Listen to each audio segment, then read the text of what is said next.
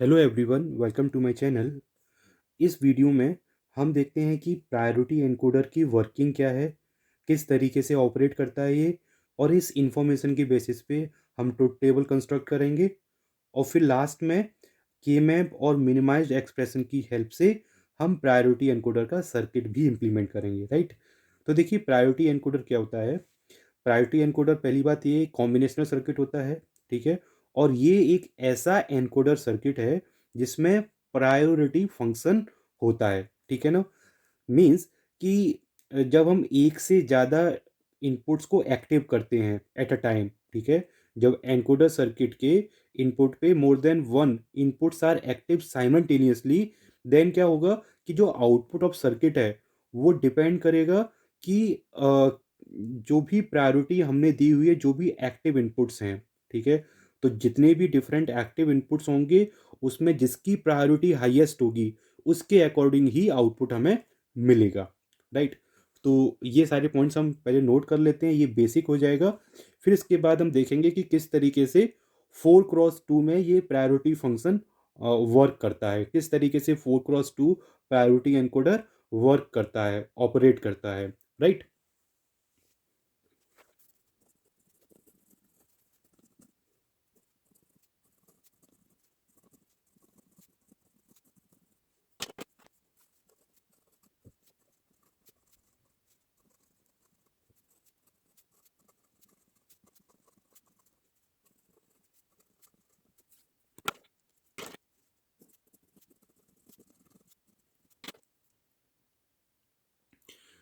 अब देखिए, समझते हैं कि 4x2 प्रायोरिटी एनकोडर क्या होता है, इसकी वर्किंग क्या होती है, किस तरीके से ये ऑपरेट करता है, ठीक। तो देखिए, 4x2 प्रायोरिटी एनकोडर में क्या होगा, अगर इसका ब्लॉक डायग्राम अगर हम ड्रॉ करें,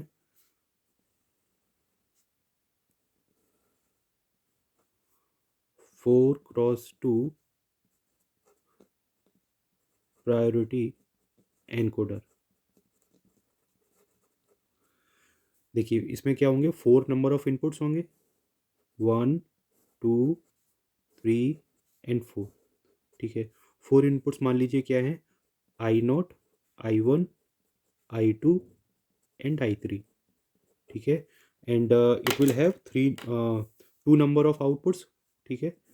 तो मान लिया आपने क्या है, टू टू आउटपुट्स क्या है इसके, Y1 एंड Y0, ठीक है, दीज टू आर आउटपुट्स। तो प्रायोरिटी एनकोडर में क्या होगा कि हम किसी एक इनपुट को लोएस्ट प्रायोरिटी में रखेंगे और किसी एक को हाईएस्ट प्रायोरिटी, मतलब हर एक इनपुट की एक प्रायोरिटी होगी, ठीक है ना। तो लेट सपोज क्या कर दिया हमने, I0 को क्या कर दी, लोएस्ट प्रायोरिटी दे दी, लोएस्ट प्रायोरिटी। मतलब हर एक इनपुट की एक अपनी प्रायोरिटी है, हर एक इनपुट की एक अपनी वैल्यू है, ठीक है ना। और इसकी हमने क्या कर दिया, इसको लो हाईएस्ट प्रायोरिटी दे दी,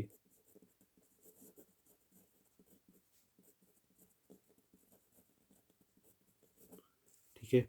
इसको हमने हाईएस्ट प्रायोरिटी दे दी और इसको हमने लोएस्ट प्रायोरिटी दे दी।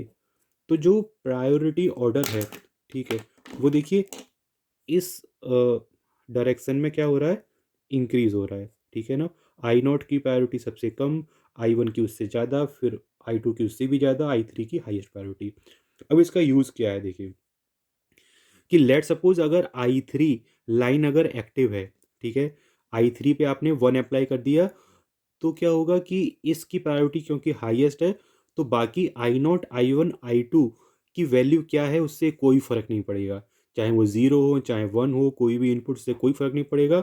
जो आउटपुट एनकोड होगा वो I3 के बेसिस पे होगा, मतलब कि यहाँ पे Y1 और Y0 दोनों की वैल्यू क्या हो जाएगी, 1 1, ठीक है। इसी तरीके से अगर I2 एक्टिव है, ठीक है, I2 को एक्टिव किया हमने और I3 की वैल्यू 0 है, ठीक है, तो फिर जो आउटपुट है वो I2 के अकॉर्डिंग ही एनकोड होगा, ठीक है। फ़र्क नहीं पड़ेगा कि I1 की वैल्यू 1 है या 0, I0 की वैल्यू 1 है या 0, इससे कोई फ़र्क नहीं पड़ेगा अगर I3 0 है और हमने I2 को एक्टिव किया हुआ है।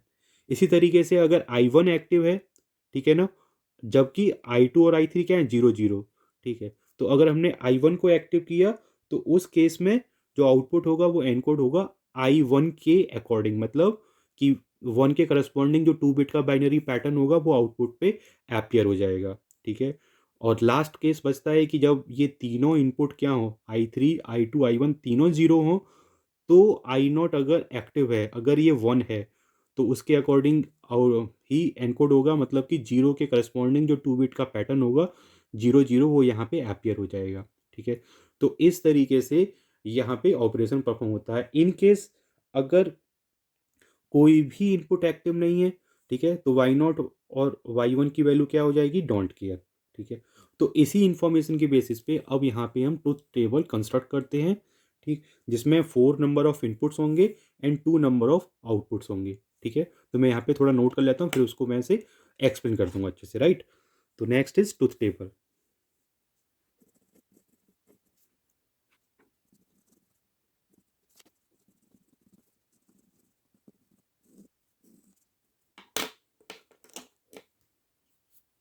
तो देखिए पहला केस, अगर ये तीनों जो इनपुट, चारों जो इनपुट है वो क्या है, जीरो, अगर कोई भी एक्टिव नहीं है, तो इस केस में आउटपुट क्या आ जाएगा, डोंट केयर।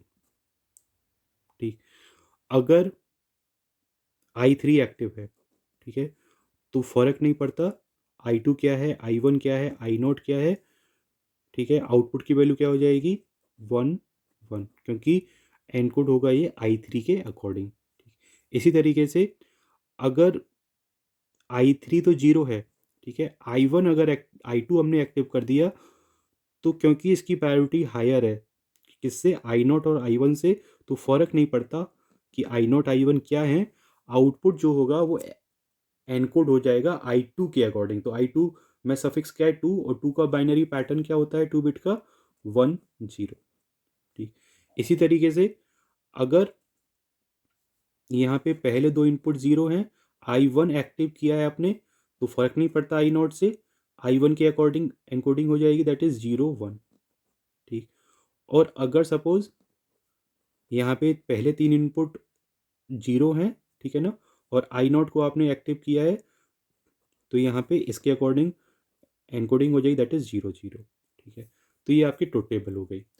अब इस ट्रुथ टेबल की हेल्प से आपको इम्प्लीमेंट करना है, ये आपको ये फाइंड करना है कि Y1 की का मिनिमाइज्ड एक्सप्रेशन क्या होगा और Y0 का मिनिमाइज्ड एक्सप्रेशन क्या होगा in terms of I0 I1 I2 and I3।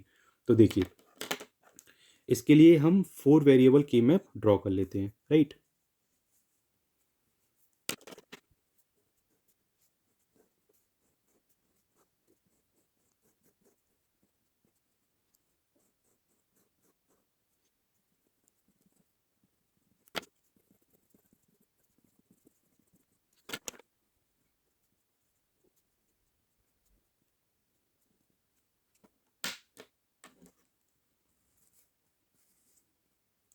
अब देखिए Y1 के लिए पहला जो क्रॉस आ रहा है डोंट केयर, वो किस कंडीशन के लिए आ रहा है, जब चारों की वैल्यू क्या है, जीरो, तो जीरो पैटर्न हो गया, तो यहाँ पे हम क्रॉस फिल कर देंगे।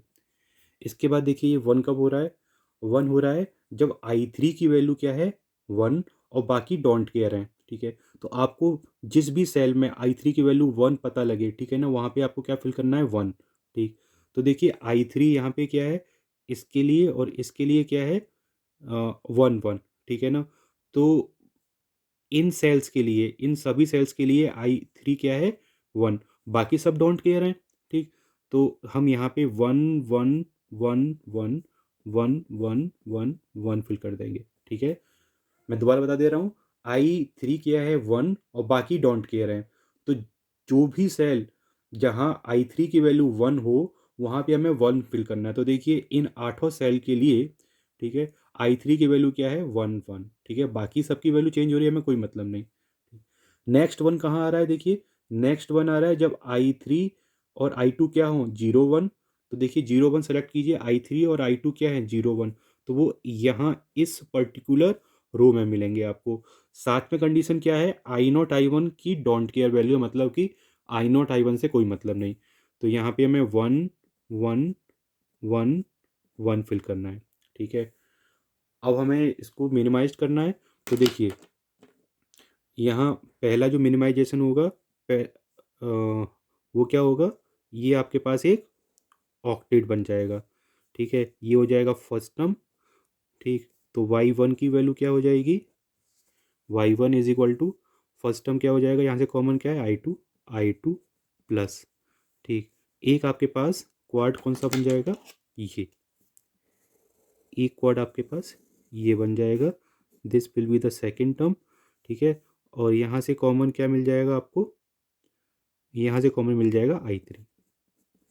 ठीक है, तो y1 इज इक्वल्स टू क्या हो जाएगा, आई2 प्लस आई3।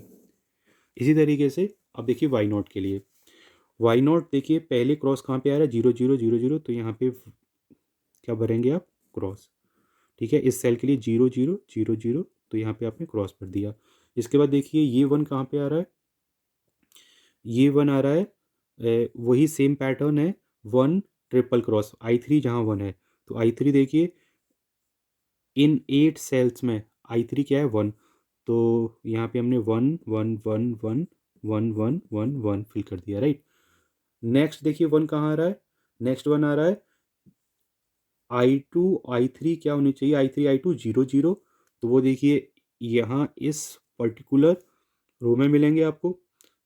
साथ में कंडीशन और क्या लगा दी यहाँ पे कि आई1 की वैल्यू वन होनी चाहिए। ठीक है, तो आप यहाँ पे सर्च करेंगे कि आई1 वन कहाँ पे है, तो आई1 क्या है, पहला वाला टर्म। तो ये देखिए यहाँ पे वन है और यहाँ पे वन है, तो मतलब कि यहाँ वन फिल कर दिया आपने और एक यहाँ वन फिल कर दिया। ठीक, तो अब इसको आपको सॉल्व करना है। तो देखिए एक आपके पास ये क्या बन जाएगा, ऑक्टेट। ठीक, ये फर्स्ट टर्म हो जाएगा। सो y0 इज इक्वल्स टू क्या हो जाएगा, यहाँ से कॉमन क्या मिल जाएगा, आई3। ठीक, प्लस, ठीक, और सेकंड टर्म क्या मिलेगा आपको, ये आप यहाँ से एक क्वाड बना सकते हैं। ठीक है ना, तो यहाँ पे देखिए यहाँ पे कॉमन क्या है, आई2 बार। ठीक, और यहाँ पे कॉमन क्या है, आई1। ठीक, तो ये आपके पास आउटपुट एक्सप्रेशंस आ गई, बस इसको अब इम्प्लीमेंट करना है, राइट। तो देखिए आपको y1 और y0 को इम्प्लीमेंट करना है, और यहाँ पे वेरिएबल्स क्या यूज़ होंगे, आई1 आई2 आई3। तो देखिए आई1, लेट सपोज आई1 ये है, आई2 ये है और आई3 ये है। ठीक, तो पहले इम्प्लीमेंट कर लेते हैं y0 को। तो y0 में क्या है, एक एंड गेट आपको चाहिए जहाँ पे इनपुट्स क्या जा रहे हैं, आई1 और आई2 बार। तो यहाँ पे आपने एक एंड गेट यूज़ कर लिया। पहला इनपुट क्या हो गया, आई1, दूसरा क्या हो जाएगा, यहाँ आपको इसको इन्वर्ट करना पड़ेगा, ये आई2 बार हो गया, अप्लाई कर दिया। तो यहाँ पे पहला टर्म जनरेट होगा ये वाला, इसके बाद आई3 के साथ इसको और करना है। ठीक है, तो आई3 आपने यहाँ से ले लिया और ये आपने यहाँ पे और गेट यूज़ कर लिया, तो यहाँ पे क्या मिल जाएगा आपको, y0। इसी तरीके से आपको अब y1 इम्प्लीमेंट करना है। तो y1 तो सिंपल है, आई2 प्लस आई3, तो आपको एक और गेट की रिक्वायरमेंट होगी। ठीक, इसमें इनपुट्स क्या होगा, आई2 प्लस आई3, तो आई3 तो यहाँ से मिल जाएगा आपको, और आई2 आपको इस पॉइंट से मिल जाएगा। ठीक, तो ये हो जाएगा आपके पास y1। ठीक, तो ये क्या हो जाएगा, circuit for priority encoder, 2x4 priority encoder.